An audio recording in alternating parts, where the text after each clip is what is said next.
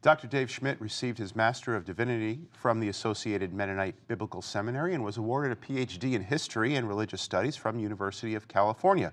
Today he serves as a professor in history at Bethel College, as well as an instructor in their Applied Politics program. He's here to share some interesting insights on this crazy election season and cycle That's right. that we're in right now. Crazy times. Good to have you with us, sir. Yes. Just real quickly, though, Applied Politics, that's a new program, somewhat of a cutting-edge program at Bethel College.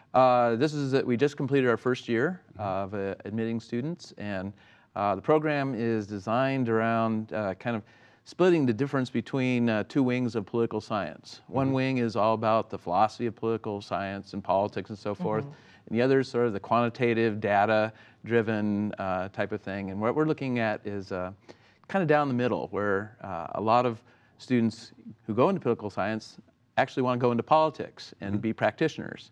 And so we decided to pick that middle ground practitioner approach. We're heavy in internships. We have a fairly compact major, so students can double major in communications or economics or any one of a variety of degrees. In fact, we have one student who's double majoring in biology and in applied politics because he wants to be a lobbyist in the agribusiness sector. Wow. So it's kind of an interesting little, but it's designed so kids can create their own majors in a sense, but with this applied politics emphasis. So what does the data tell us? The data tell us about this upcoming election. I mean, we have Hillary Clinton, and then of course we have Donald Trump. Right. So, I mean, I was on the campus of Bethel College and interviewed a few students. Some were for Ted Cruz. One gentleman predicted that Bernie Sanders would be the candidate, would be president of the United States. Right. Right. So, I mean, are you shocked by what's happening? You know, if we could have wound the clock back a year, I would have probably predicted that Hillary Clinton would be the nominee for the Democrats, and I had no idea who the Republican nominee would be. And it's just one of those strange times. And clearly, Trump got the plurality. Won the delegates, and he's going into the convention, presumably the nominee. Yes. But there are a lot of folks who are trying to grab the parking brake, bring a stop to this, and a lot of backseat drivers. I think the Republican Party has more steering wheels than anything else going right now, and yet none of those seem to be shaping up. None of these attempts to anybody but Donald is just not happening. Yeah, and when we look at Donald Trump, everyone, I would imagine, I don't think anyone really took him seriously at the beginning and thought he really can't go very far. But yet he's rebuffed every advance to bring him down, and that Trump train just seems to keep on picking up speed. What do you think's behind the momentum that Donald Trump has created? Well, I think we're seeing kind of a polarization in our country. People kind of swinging one side or another, and these are folks who are quite articulate about their political views and so forth. But there's this broad middle of people who are just sort of unhappy with the way things are. They don't have a big political philosophy, but then when they see something, they don't like it. And for them, Donald Trump is an attractive candidate, because he kind of gets out there and says something he doesn't like, or he's in, he sees an event in the news and he gives his opinion. He tweets it out. Yeah, and so a lot of folks are saying, that's me. Now, if you carefully tracked his views, he's on, 2 or 3 sides of the same issue, but people seem to have a selective hearing. They hear the thing they like, and they can disregard the things they don't like. And it's just driving the professional politicians crazy, because they want to have a nice comprehensive plan. Yeah, it looks like there's no playbook for Donald Trump. Well, some of the stuff I've read indicates that Trump never expected to get this far. And he's just riding the wave. And yeah. Well, some of the things that he says, it makes me wonder if he's just kind of throwing it out there to see just how far he can take it, because right. I mean, who knew that this would be the case?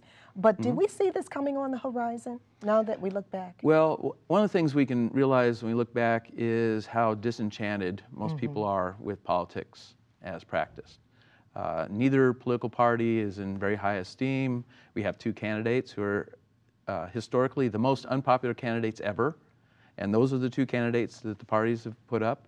It's just a remarkable time, and I think there's a wide body of voters, probably close to 50% of the voters, who are in this big middle of discontented folks, and they could swing wildly one way or another as the election gets closer. You know, sometimes, Professor Schmidt, we talk about Christians as if we are on the, the other group, but Christians are in that middle as well, aren't we? Oh, exactly. Some of the commentators, particularly people from the Democratic side or more of the left side, assume that it's evangelicals who support Donald Trump, and there are evangelicals who do.